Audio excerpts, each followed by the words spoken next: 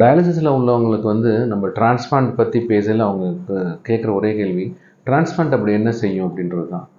அது என்ன செய்யும் அப்படின்னாக்கா, நல்லா சாப்பிட வைக்கிறது, நிறையா யூரின் போற வைக்கிறது, யூரியா கிரெட்டின் நார்மல் பண்ணுறது, இதெல்லாமே வந்து அதோட பெனிஃபிட்ஸாக இருந்தால் கூட டிரான்ஸ்பிளான்ட் கிட்னி டிரான்ஸ்பிளான்ட் செய்யக்கூடிய அற்புதமான விஷயம் என்னென்னு கேட்டாக்கா, ஹார்ட்டை வந்து நார்மல் பண்ணும்.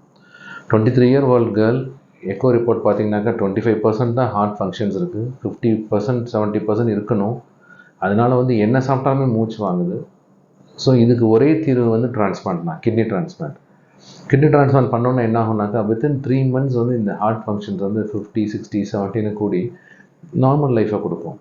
இது இவங்களுக்குன்னு இல்லை, எல்லாருக்குமே கிட்னி டிரான்ஸ்பிளான்ட்னால கிடைக்கிற first benefit normalisation of heart functions. அதனால தான் transplant patients can live for a long time. So டிரான்ஸ்பிளான்ட்டோட மேஜிக்கே வந்து ஹார்ட்டில் தான் இருக்குது. இது ஃபஸ்ட் பாயிண்ட். சரி, இப்போது அடுத்தது வந்து நம்ம இந்த டிரான்ஸ்பிளான்ட்னால ஹார்ட் ஃபங்க்ஷன்ஸ் எப்படிலாம் இம்ப்ரூவ் ஆகுதுன்னு பார்த்தோம் அப்படின்னாக்கா, ஃபஸ்ட்டு என்ன ஆகும் அப்படின்னாக்கா, ஹீமோக்ளோபின் படிப்படியாக இன்க்ரீஸ் ஆக ஆரம்பிக்கும். டயாலிசிஸில் உள்ளவங்களுக்கு எவ்வளவு சிரமப்பட்டாலும் ஹீமோக்ளோபினை ரைஸ் பண்ணுறது கொஞ்சம் கஷ்டம். ஆனால் டிரான்ஸ்பிளான்ட் கிட்னி அந்த எரித்ரோபாய்டின் செக்ரேஷன்ஸ்லாம் நார்மல் ஆகிறதுனால வித்தின் 3 months ஹீமோக்ளோபின் 15, 16 ரொம்ப ஈஸியாக வந்துடும். அதுதான் ஹார்ட்டுக்கு அதிமுக்கிய தேவை. செகண்ட் வந்துட்டு பிபி கண்ட்ரோல் ஈஸியாக இருக்கும். பிபி கண்ட்ரோல் ஈஸியாக இருக்கிறதுனால என்ன ஆகுது அப்படின்னாக்கா, அந்த ஹார்ட்டுக்கு இன்னும் கொஞ்சம் ரிலீஃப் கிடைக்குது.